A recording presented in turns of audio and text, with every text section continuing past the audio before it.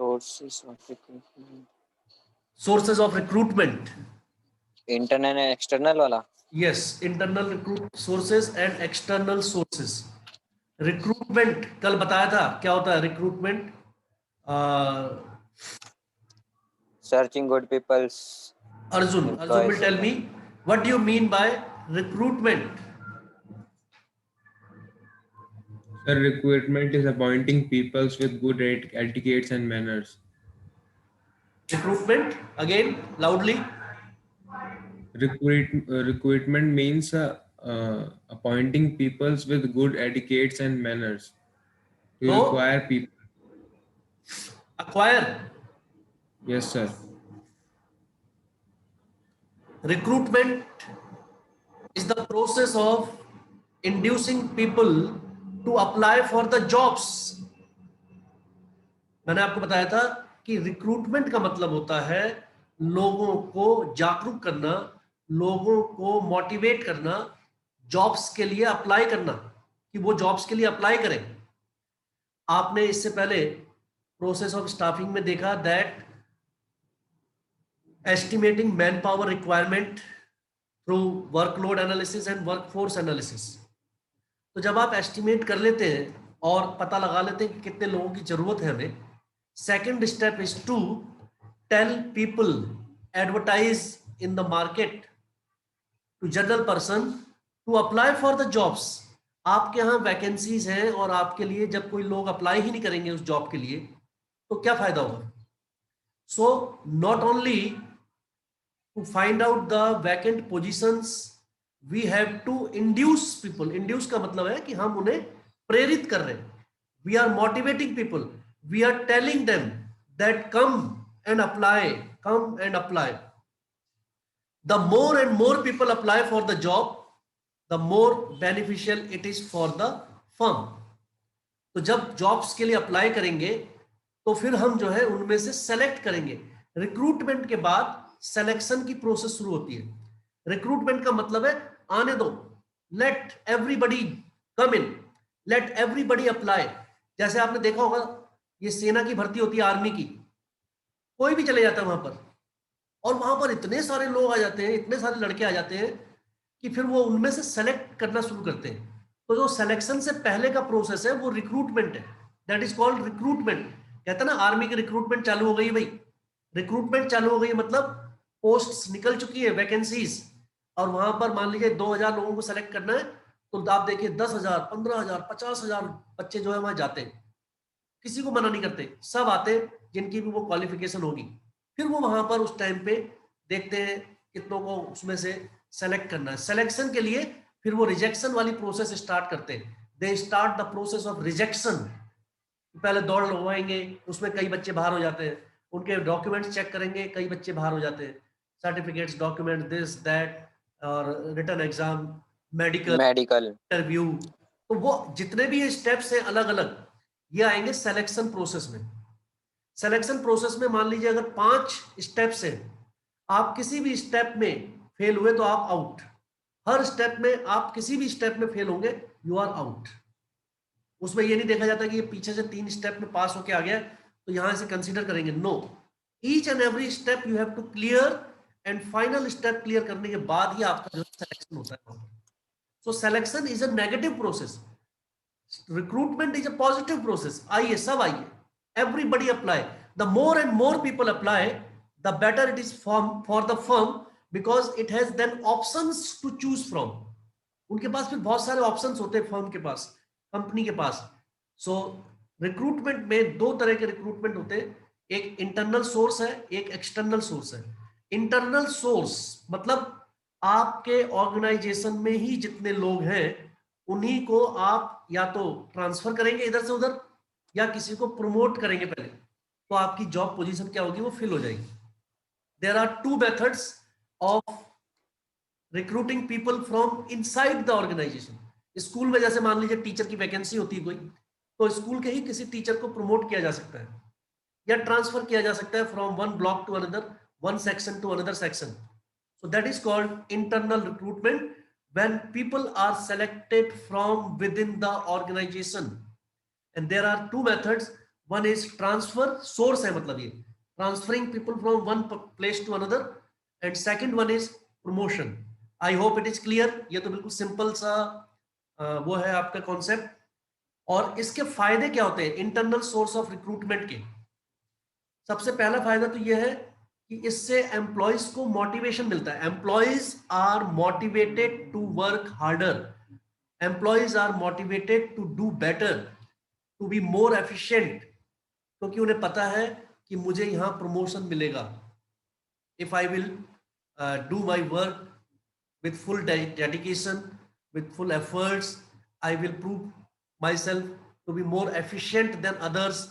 So I will get more chances of promotion. I will get more chances of doing better in my career. So employees motivation. Number two, the process of selection and placement को ये simplify कर देता है. ये time consuming नहीं है. Number two. Number three, it is time not time consuming. इसमें time ज्यादा नहीं लगता है. अदरवाइज रिक्रूटमेंट और selection it is a very lengthy process. काफी टाइम लग जाता है उसमें, टेस्ट लेना, ये करना, वो करना. तीसरा, the employees are already tested. आपके यहाँ जो काम करते हैं पहले से, आप उन्हें पहले से जानते हैं, आप उन्हें पहले से पहचानते हैं, और उनकी जो क्वालिटेटिव कैरेक्टरिस्टिक्स है, there diligence, about their sincerity, about their hard work, you are already aware. They are already trained. They already know about your organization. They already know the rules and regulations. So it helps organization if they select people from the organization. तीसरा, चौथा, economical है ये. इसमें पैसा भी बहुत कम खर्च होता है. It is very much economical. It saves a lot of money of the organization. Also adjustment of surplus staff. अगर आपके पास स्टाफ ज्यादा हो रहा है तो आप आसानी से उसे क्या कर सकते हैं, एडजस्ट कर सकते हैं इधर उधर. It is tool of training also. अपने ही एम्प्लॉयज को दूसरी जगह भेज के उसको दूसरे काम में भी एक्सपर्ट बना सकते हैं. उसको जो है आप वेरियस वर्क्स के लिए तैयार कर सकते हैं. So it is a very very cheap source, economical है, और टाइम बचाने वाला है, टाइम सेविंग है, और आपका अपने एम्प्लॉयज को और ज्यादा मोटिवेट करने के लिए ये एक टूल है. अपने एम्प्लॉयज को अच्छा फील कराने के लिए ये एक टूल है. और इससे जो है ऑर्गेनाइजेशन में प्रॉस्पेरिटी बनी रहती है, हार्मोनियस रिलेशंस बने रहते हैं, and everybody feel satisfied and contented. ये मैंने आपको बताया merits of internal source of recruitment when the employees are selected from within the organization. Anybody would like to add something, or anybody would like to ask something, please?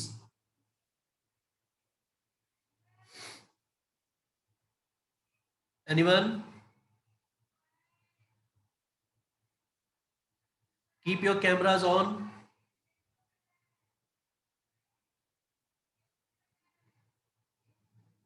कैमरे अपने क्यों तुम बंद कर लेते हो, मुझे समझ में नहीं आता. फिर मैं रिमूव करना शुरू कर दूंगा क्लास से, कोई फायदा नहीं होगा.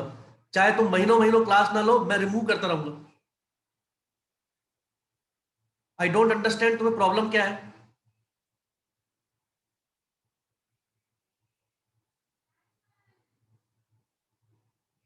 Any point to be added, or any point you would like to ask once again? I can repeat. कोई पॉइंट समझ में नहीं आया तो चलो रिपीट करो. सर मोटिवेट वाला पहले रिपीट करो, कौन कौन से पॉइंट आ गए हैं. Economical, adjustment for surplus task, tool of training, saving cost and time. देख के नहीं बता रहा हूँ भाई, 4 तो याद है, बाकी नहीं पता. Because you see your class is getting recorded all the time. So when you answer, it is also recorded. When you don't answer, it is also recorded. For reference, for record sake, please. ये आपका class test चल रहा है. I am every day marking students with numbers. In each class, how you respond, how you answer, how you participate, how much you obey and follow the instructions, everything. So don't think that some mockery is going on. So always follow the instructions so that later on सारी चीजें आपके favour में रहें. Then demerits of internal source of recruitment. Demerits. Demerits means ये ऐसे ही है ये. Who is this? Arshit Bishnoi.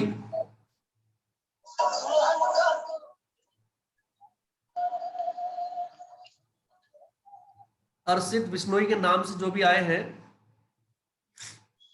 And now see, because the camera is not on, that is why I ask you to keep your cameras on.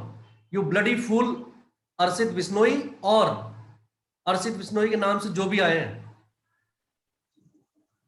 Such an idiot you are, nonsense duffer. So I have removed. I have removed. That is why I ask you to keep your cameras on all the time. और नहीं होगा तो अगर camera on तो हम आपको जो है रिमूव कर देंगे फटाफट. It is very much understood कि कोई भी आपके नाम से आके जो है ऐसे ही उल्टी सीधी वो करेगा टाइम पास, और जो है आपका भी टाइम वेस्ट करेगा और हमारा भी टाइम वेस्ट करेगा. सो सच टाइप ऑफ जो वो है ना गूंस, कीड़े जो है इस टाइप के गंदे, उनको ढूंढ के बहुत जल्दी खत्म करना है उनकी इस मेंटेलिटी को. तो नो प्रॉब्लम, ऐसी चीजें चलती रहती हैं. किसी को गाने बजाने का शौक होता है ना ज्यादा, मैंने बताया था पिछली बार भी तुम्हें. So you know what type of people they are, कौन होते हैं वो. So don't worry, they are showing their trait. Internal source of recruitment के demerits. So demerit में आता है ये आपका क्या, it reduces the scope for new talent. New talent का स्कोप जो है वो क्या हो जाएगा, इसमें कम हो जाएगा. जो फ्रेश टैलेंट आता है, जो अभी नई नई टेक्नोलॉजी की पढ़ाई करके आते हैं, जो अभी फ्रेश चीजें सीख के आते हैं, they are more enthusiastic, energetic, and they are into the things more. उनको जो है जब आप सेलेक्ट करते हैं तो they try to give their more than 100%. So ऐसे लोगों को आप मिस कर देते थे क्योंकि आप बाहर से तो सेलेक्ट कर नहीं रहे, तो आपके पास फ्रेश टैलेंट जो है वो नहीं आएगा. नंबर 2, एम्प्लॉयज में बिकम लिथार्जिक. जिनको आप प्रमोट नहीं करते हैं, जिनको आप आगे बढ़ाते नहीं है, वो एम्प्लॉयज जो है क्या हो सकते हैं, लिथार्जिक हो सकते हैं. लिथार्जिक मतलब काम के प्रति उदासीन, very lazy in doing their work, कि हमारा तो प्रमोशन होता नहीं है. उनको जो है आगे बढ़ाते रहते हैं. Some people will think like that. Next, it is a incomplete source, because इसमें चॉइस बहुत कम होती है. इसमें चॉइस आर वेरी लेस. आपके पास ये 3-4 लोग हैं, आपने उन्हीं में से सेलेक्ट करके जो है आगे बढ़ाने. So there is less chance. Then spirit of competition is hampered. लोग आपस में कंपटीशन करना छोड़ देते हैं बिकॉज उन्हें लगता है कि some of the people, those who are favourite and those who have are seniors, only they will be promoted, we will not be promoted. It also affects their productivity or efficiency. उनकी productivity और efficiency भी क्या होती है, effect होती है. And they are demotivated. So you have to write by your own, both ways. आपको किसी भी टॉपिक में both limitations and merits दोनों को जो है एक्सप्रेस करना जो है वो आना चाहिए.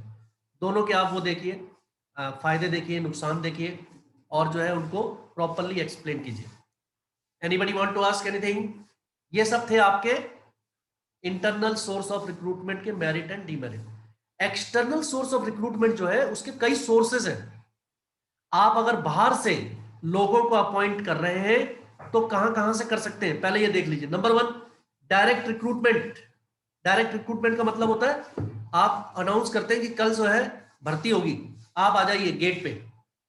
लोग जो है आपके फैक्ट्री के आगे आ जाएंगे और आप उनमें से सेलेक्ट कर लेंगे तुरंत, हाथों हाथ. That is called direct recruitment. Then there is, ये नॉर्मली अपना daily wages labourers, daily wages जो वर्कर्स होते हैं उनके लिए सुटेबल रहता है, राइट? उसमें बहुत सारे लोगों की जरूरत पड़ती है डेली बेसिस पे। डेली बेसिस पे आप उन्हें सेलेक्ट कर सकते हैं, या वीकली बेसिस या मंथली बेसिस पे। Number 2 is labour contractors. आपने ठेकेदार सुने होंगे, ठेकेदार होते हैं, लेबर कॉन्ट्रैक्टर्स होते हैं, उनके पास बहुत सारे लोग होते हैं, उनके पास बहुत सारे लोगों की लिस्ट होती है, और जब भी किसी कंपनी की जरूरत पड़ती है दे कॉन्टेक्ट देम, और वो उन लोगों को ले आते हैं। कैजुअल कॉलर्स, कैजुअल कॉलर्स, हर कंपनी के पास लोग अपने बायोडाटा, रिज्यूम जमा करते रहते हैं, और टाइम टू टाइम फोन करके भी पूछते रहते हैं कोई वैकेंसी तो नहीं है, कोई वैकेंसी तो नहीं है, if there is any vacancy inform me. तो ऐसे लोगों के नंबर जो है, ऐसे लोगों का पता जो है कंपनीज के पास होता है, जो लगातार उन्हें कॉल करते हैं, उनको कहते हैं कैजुअल कॉलर्स। उनको फोन करके बुला लिया जाता है और उनमें से सेलेक्ट कर लिया जाता है। 3 सोर्स हो गए। एम्प्लॉयमेंट एक्सचेंज, एम्प्लॉयमेंट एक्सचेंज में लोग जाके अपना जो है पूरा बायोडाटा वगैरह जमा करके आते हैं, अपनी डिग्री वगैरह के बारे में बता के आते हैं, अपनी क्वालिफिकेशन के बारे में बता के आते हैं, और जब भी कोई भी वैकेंसी कहीं निकलती है एम्प्लॉयमेंट एक्सचेंज वाले खुद इन्फॉर्म कर देते हैं ऐसे लोगों को, और वो जाके वहां पर उस पर्टिकुलर कंपनी में जो एडवर्टीजमेंट के थ्रू जाते हैं, और वो वहां पर जाके अपना इंटरव्यू वगैरह दे आते हैं। Then there are advertising on television, advertisement on social media, advertisement through web publishing. ये सब सोर्सेज हैं जहां जहां से आपको अपने लिए एम्प्लॉइज मिल सकते हैं, prospective employees. Advertisement in newspaper, advertisement in periodicals, advertisement in different books, booklets आती है जो, मैगजीन्स आती है जो। फिर एक बहुत इंपॉर्टेंट है recommendation of employees, recommendation of employees. Recommendation of employees mean जो एम्प्लॉय आपके यहाँ पहले से काम कर रहे हैं वो भी कई लोगों को जानते हैं, और वो रिकमेंड कर सकते हैं कि हाँ भाई, स्कूल में मान लीजिए कोई वैकेंसी है तो जानते हैं, तो हमने उनके बारे में बता दिया स्कूल में मैनेजमेंट को that this is this person is good for this job. आप इनको चेक कर सकते हैं, इनको टेस्ट ले सकते हैं, या इनको बुला के जो भी सिलेक्शन प्रोसीजर है उसको पूरा कर सकते हैं। So this is called recommendation of employees, जो एग्जिस्टिंग एम्प्लॉइज हैं जो पहले से काम कर रहे हैं वहां पर। फिर है आपका प्लेसमेंट एजेंसीज। प्लेसमेंट एजेंसीज का मतलब होता है कि बड़े बड़े शहरों में आपने देखा होगा एजेंसी होती है जो काम करती है, लोगों का डाटा इकट्ठा करती है, और जब जरूरत हो तो वो जो है उनके लिए जहां भी वैकेंसी होती है वो इंफॉर्मेशन देती है, जैसे एम्प्लॉयमेंट एक्सचेंज होता है। लास्ट है आपका कैंपस रिक्रूटमेंट। कैंपस में जाके, स्कूल्स कॉलेजेस के कैंपस में जाके कंपनी वहीं से डायरेक्टली बच्चों को सेलेक्ट कर लेती है, just like you have seen in 3 idiots, that was campus recruitment, कि कंपनी फाइनल ईयर स्टूडेंट्स को even before their results are announced they go and they take their interview and they find suitable candidates from there.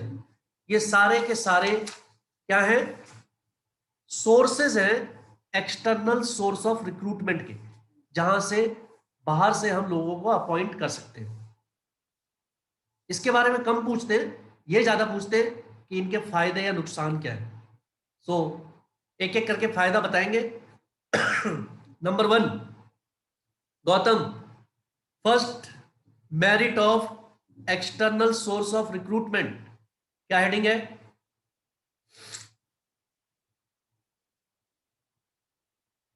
External source of recruitment. Dheeraj? Qualified personal. Qualified personal, आपको जो भी लोग मिलेंगे वो सब qualified होंगे already. आप चाहे कैंपस रिक्रूटमेंट कर लें उनका, चाहे जो है कैजुअल कॉलर्स से ले लें, मतलब बाहर से जब आप लोग लेंगे तो आप किन को लेंगे? जो प्रॉपर क्वालिफाइड होंगे आपके जॉब के लिए। Whatever job you are offering, उसके अगेंस्ट में जो भी क्वालिफिकेशन चाहिए, आप उससे कम के बंदे को तो लेंगे नहीं कभी। And you have choice also, you have a lot of choice. Number 2, competitive spirit। Time consuming. competitive spirit. Competitive spirit means the person selected, वो जब कंपनी में आएंगे सेलेक्ट होके, तो वो तो मेहनत से और उससे बहुत काम करेंगे ही. जो लोग पहले से कर रहे हैं उनमें भी एक कंपटीशन का वो आ जाएगा, that the new person is being appointed and he is more qualified than me or he is very talented. और जब नया कोई आदमी अपॉइंट होता है तो वो बहुत ज्यादा मेहनत से काम करता ही है.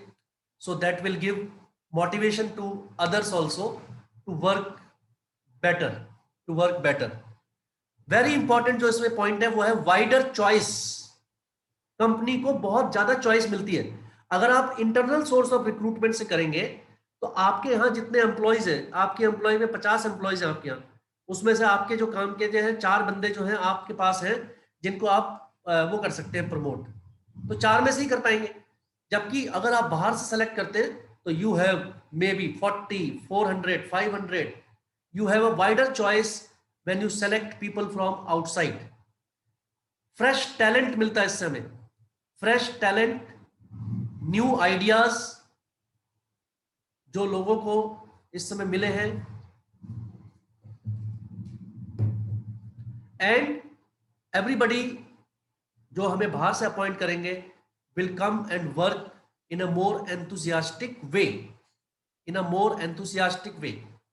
और कोई Gurjeet, Bilal is not responding these days.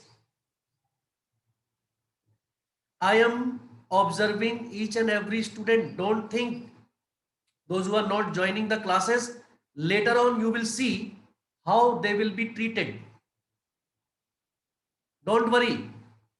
Later on you will see that they will suffer because they are not getting anything. They are not doing anything. जब क्लासेस भी ज्वाइन नहीं कर रहे तो इतने तो वो पढ़ाकू है नहीं कि घर में पढ़ रहे होंगे खुद. Simply wasting their time. और जितना टाइम निकलते जा रहा है बाद में इतना ही टाइम कम पड़ने वाला है तुम्हें. There are books, better growth and competition. There are 2 books in business. Already 6th chapter is going on in business. लगभग आधा सिलेबस हमने फिनिश कर लिया बिजनेस में. लगभग 25% syllabus we have covered in accounts. 20 marks का लगभग हमारा चैप्टर पूरा हो चुके हैं. 25%, 80 मार्क्स का पेपर होता है. So take it seriously, don't waste your time. ऐसे ही ये टुच्ची हरकतों में मत लगे रहो. जैसे ये आते हैं ना बीच में डैश डैश जो आते हैं,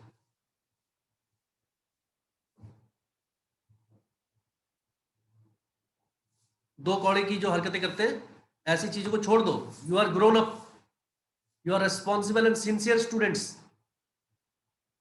don't prove what you are. Don't spoil your family name. Everybody is known to one another in this small place.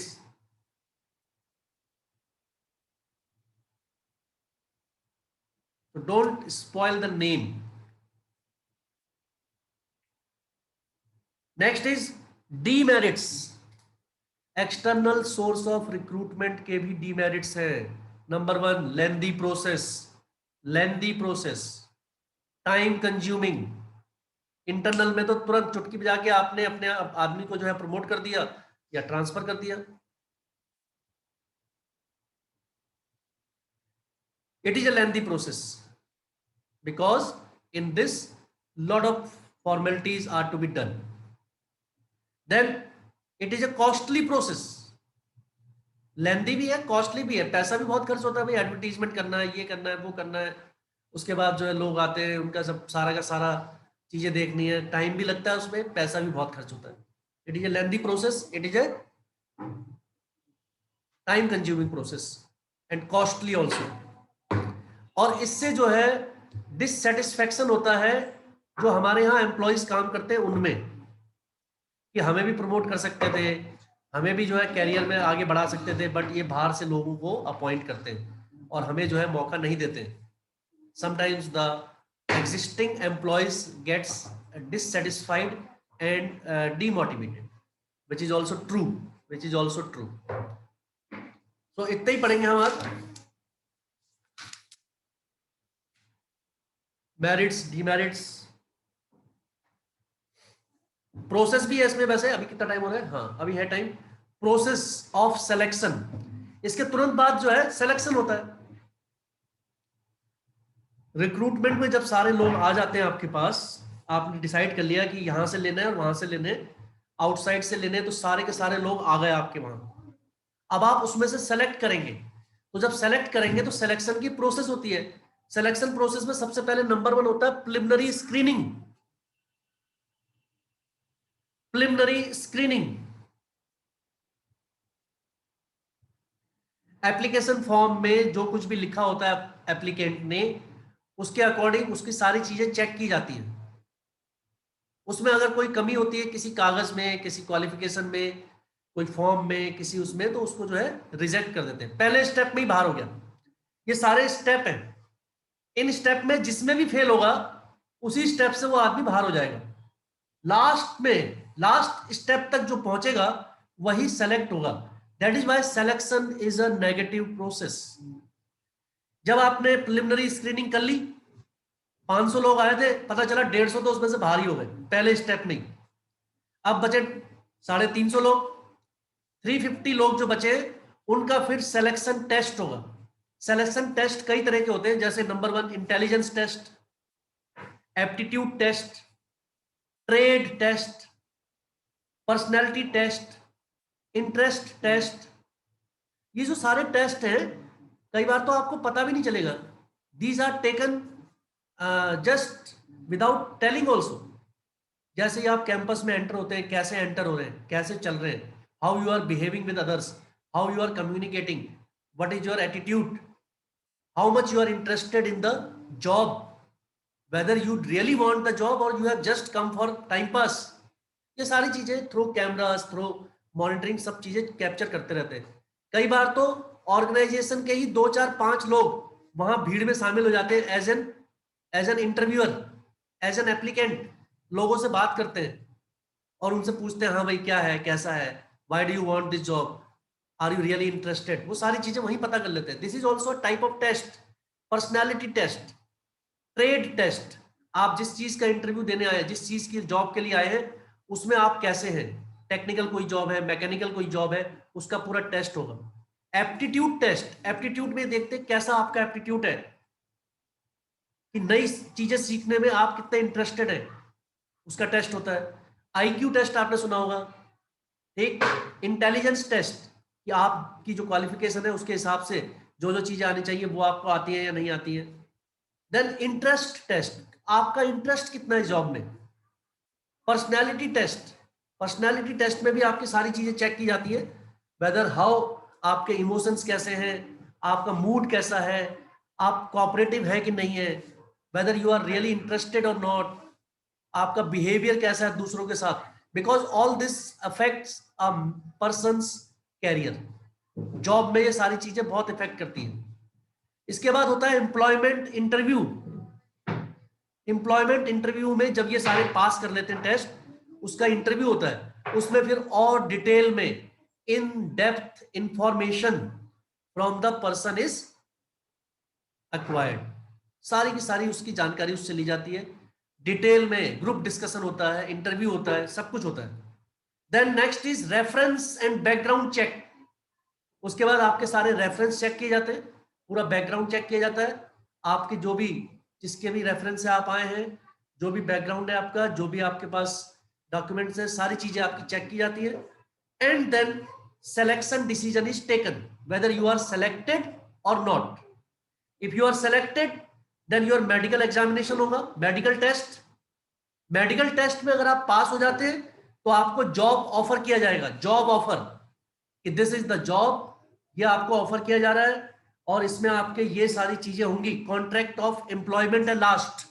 Contract of employment आपको दिया जाता है, जिसमें सारी terms and condition of the employment होंगी. आपके सैलरी के बारे में, आपके परक्विजिट्स के बारे में, आपके जो एक्स्ट्रा बेनिफिट्स मिलते हैं उसके बारे में, कंपनसेशन के बारे में, रिटायरमेंट बेनिफिट्स के बारे में, लीव के बारे में, everything is mentioned. and if you are ready for the job, if you accept, तो आपको अपॉइंटमेंट लेटर दिया जाता है। 10 स्टेप हो गए ये पूरे। After passing all these steps finally you get the appointment letter. तो कोई हाई फाई जो है ये रॉकेट साइंस नहीं है जो आपकी समझ में नहीं आएगी। It is very simple, only thing is you have to focus and learn properly, listen properly. एक बार फिर से सारे स्टेप्स मैं रिपीट कर दे रहा हूं। प्रिलिमिनरी स्क्रीनिंग होगी सबसे पहले, सिलेक्शन टेस्ट होगा जिसमें बहुत टाइप के टेस्ट है, aptitude test, interest test, trade test, intelligence test, personality test. उसके बाद आपका जो है एम्प्लॉयमेंट का इंटरव्यू होगा, वो बहुत ही ज्यादा इन डेप्थ इंटरव्यू होता है, डिटेल्ड इंफॉर्मेशन आपकी ली जाती है उसमें। फिर आपके रेफरेंस एंड बैकग्राउंड चेक किए जाएंगे। देन सिलेक्शन के बारे में डिसीजन लिया जाएगा वेदर यू आर सेलेक्टेड और not. Then there will be medical examination, very must these days. उसके बाद आपका जो है जॉब ऑफर किया जाएगा। आप अगर जॉब को एक्सेप्ट करते हैं तो आपको कॉन्ट्रैक्ट ऑफ एम्प्लॉयमेंट पूरा दिया जाएगा और लास्ट में अपॉइंटमेंट लेटर के थ्रू आपको अपॉइंट कर लिया जाएगा। I hope it is clear. Today we have done sources of recruitment and the selection process.